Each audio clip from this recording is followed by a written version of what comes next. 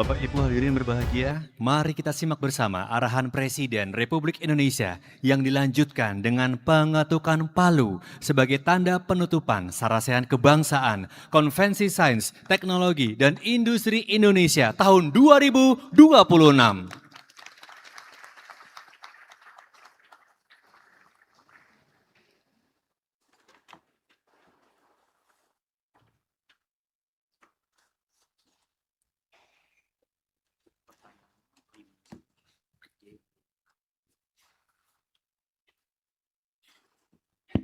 Bismillahirrahmanirrahim. Assalamualaikum warahmatullahi wabarakatuh.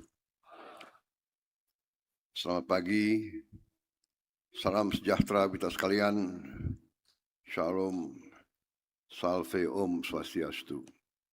Namo Buddhaya. Saudara-saudara sekalian, terima kasih atas laporan tadi Menteri Mendikti. Saudara-saudara sekalian, saya monitor terus jalannya Sarasehan sampai malam kemarin padat dan secara garis besar saya mengikuti bahwa suasana berada dalam suasana positif, suasana tukar menukar keterangan, pandangan, dan memang inilah keyakinan saya, inilah keinginan saya bahwa semua potensi seluruh bangsa harus bersatu, harus mengeluarkan segala pemikiran, segala inisiatif untuk kebaikan kita bersama, untuk survival kita, untuk kelangsungan hidup bangsa Indonesia. Saudara-saudara, dalam waktu yang singkat, kita berusaha, saya sebagai pemegang mandat sebagai kendali atas negara Indonesia pada saat sekarang saya diberi mandat sebagai nahkoda, katakan saya berusaha untuk selalu menyampaikan keadaan umum yang kita hadapi sebagai suatu bangsa, bahwa bumi kita, planet kita sudah semakin menjadi kecil karena sains dan teknologi. Sekarang kejadian belasan ribu kilometer berpengaruh kepada kehidupan kita. Kita tidak bertikai, kita tidak bermusuhan sama siapa. Tapi kalau ada perang nuklir di satu belahan dunia, kita akan kena dampaknya. Karena itu menurut saya, dan saya kalau 4 kali ketemu para rektor itu bagi saya belum apa-apa, kalau perlu tiap bulan kita ketemu.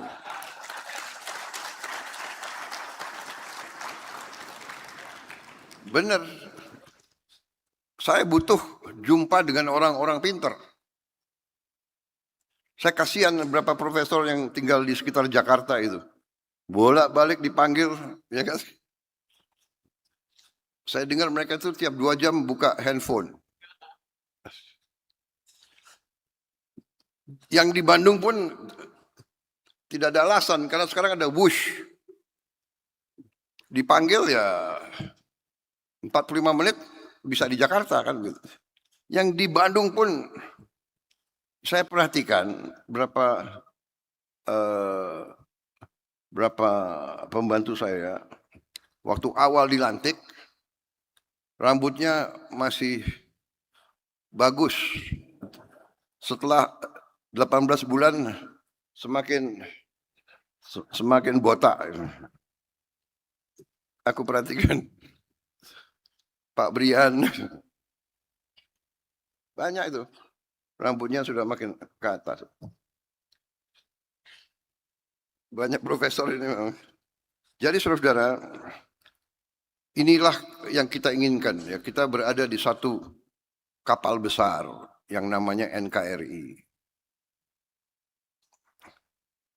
Saya kemarin sampaikan kita berbeda pandangan, tidak ada masalah. Universitas adalah tempat di mana gagasan-gagasan adu gagasan, adu pandangan, adu filosofi, adu inovasi. Di situ disebut bahwa kampus punya academic freedom. Academic freedom, kebebasan akademis, bukan kebebasan yang lain-lain. Apalagi kampus menjadi tempat pemikiran atau tempat katakanlah pertentangan. Biarlah kampus aktif menggeluti sains dan teknologi untuk memberi manfaat kepada rakyat yang membiayai kampus-kampus itu, yang membiayai semua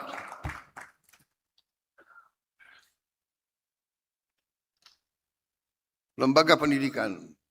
Swasta berperan sangat penting, tapi swasta pun menikmati uang rakyat dari subsidi listrik, subsidi BBM, dengan segala upaya yang kita lakukan. Jadi saudara, ini adalah bernegara. Jadi terima kasih saudara dengan tekun mengikuti saran-saran ini, dan saya terima daftar usulan dan daftar pertanyaan yang tadi disampaikan cukup banyak. Saya janji satu-satu akan saya perhatikan.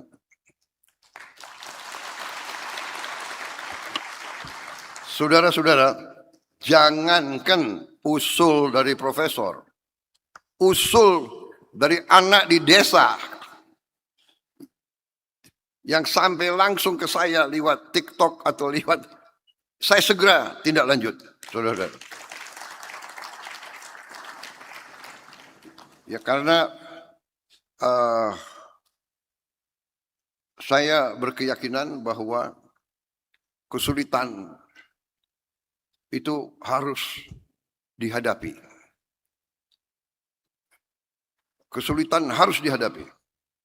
Dan kita harus berani menghadapi kesulitan. Berani mengakui kesulitan. Dan kerja keras mencari solusi terhadap kesulitan. Ini saya dapat dari banyak masukan. Organisasi, masyarakat, negara yang sukses adalah masyarakat dan negara, organisasi yang berani mengetahui, mencari kesulitan dan kekurangan dan mengatasinya. Jadi saya terima kasih. Teknologi bisa berbuat itu. Kesulitan di satu desa, di Nias, langsung. Dan itu kita selesaikan dalam waktu cepat. Tapi kita tahu juga teknologi juga belum tentu selalu positif bagi manusia. Sekarang kita lihat nuklir di satu pihak luar biasa bisa membantu manusia. Energi yang sangat murah, energi yang relatif bersih, nuklir untuk medis, nuklir untuk pertanian, ya. Tapi nuklir bisa menghabiskan peradaban manusia langsung. Saudara-saudara. Sekarang AI, Artificial Intelligence. Hampir semua negara sekarang mengejar AI. Tidak mau ketinggalan. Tapi bapak-bapak penemu AI sendiri sudah memberi warning bahwa AI ini bisa menjadi repot bagi manusia. Sekarang sudah ada agent AI. Sudah ada agent AI. Konon kabarnya agent AI ini AI yang berkarya untuk satu orang atau satu kelompok atau satu korporasi, satu organisasi, satu negara atau satu. Dan konon kabarnya sekarang sudah ada 5 juta AI. Agent AI. 5 juta. Mungkin 5 juta itu 3 minggu lalu. Dan mereka katanya sudah punya chat room sendiri. 5 juta ini berbicara sendiri dalam bahasa kode mereka sendiri. Jadi manusia yang menciptakan sesuatu yang lebih hebat. Sekarang juara catur saja kalah sama mesin. Juara catur.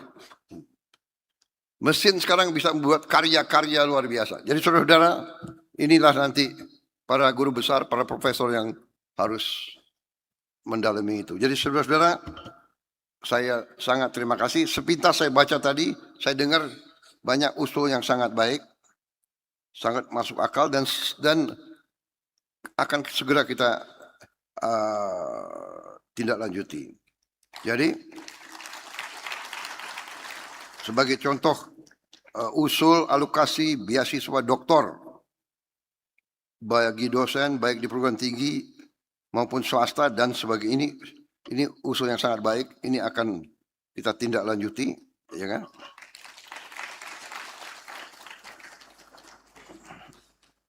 Tadi juga usul sektor industri, biaya riset diusulkan agar tiap BUMN mengalokasikan sebagian laba mereka untuk riset dan untuk riset ya, inovasi. Ini bagus usul. Masalahnya BUMN ini ada labanya enggak? Sekarang mulai ada. Terima kasih. Danantara mana itu? Ya. Terima kasih. Nah, itu kan sudah mulai botak terus itu. Terima kasih. Satu tahun ini sudah mulai ada laba. Ya. Masalahnya kemarin ini BUMN ini ya kita sudah tahulah ya. Sudah lama jadi orang Indonesia, saudara sudah mengerti. Ini sedang kita bersihkan, sedang kita tertibkan. Dari 1.000 lebih BUMN, sekarang kita sudah tutup lebih dari 200. Lebih dari 200. Nantinya kita akan bikin tinggal 300 lah. Ya. Bagaimana Pak Oscar Doni? Ujungnya kita bisa berapa BUMN? Ujungnya nanti 250. Bayangkan. Lebih dari 750 kita tutup. 750 dirut. 750 direksi. Kali 4 atau kali 5. 750 komisaris. Kali 10.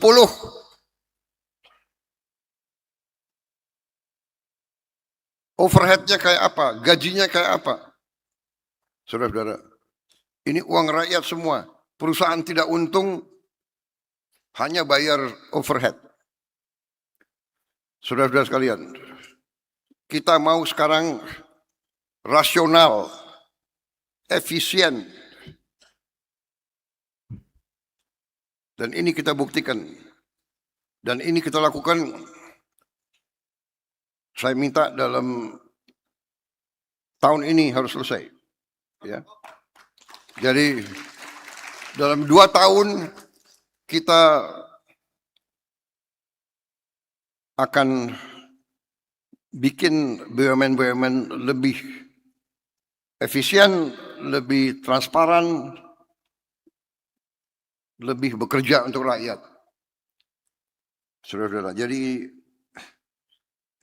banyak sekali usul yang saya lihat sangat positif, ya. Tadi dari Bengkulu juga strategi bagaimana dari pengolahan bahan baku menuju penciptaan produk akhir. Saya kira ini yang kita cita-citakan. Tapi harus melalui proses itu dulu. Untuk proses pertama saja, proses kita ingin pengolahan di Indonesia itu membutuhkan suatu usaha yang sangat besar. Tapi insya Allah kita akan menuju ke situ. Ya. Kemudian usul-usul lain tentang kerjasama dengan institusi luar negeri, melibatkan kampus-kampus universitas di semua bidang dan di semua daerah. Saya kira ini benar, nanti kita akan ke arah situ semua. Kemudian ini banyak sekali, nanti kita akan selesaikan semua. Saya kira itu ya sementara, dan ini ada catatan bahwa mohon perhatian Bapak, wartawan masih ada di 5 menit pertama Bapak Presiden. Dengan hormat, saya mengundang para wartawan untuk minum kopi di luar. Sudah. Terima kasih ya. Karena ini adalah